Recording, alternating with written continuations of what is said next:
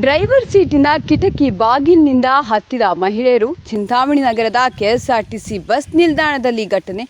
ಶಕ್ತಿ ಯೋಜನೆ effect. Chintamani bus ನಿಲ್ದಾಣದ ಜನಸಾಗರ.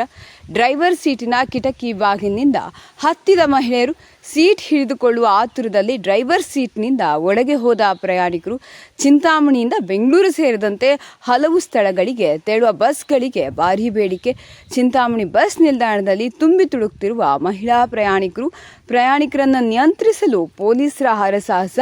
ಚಿಕ್ಕಬಳ್ಳಾಪುರ ಜಿಲ್ಲೆ ಚಿಂತಾಮಣಿ ನಗರ.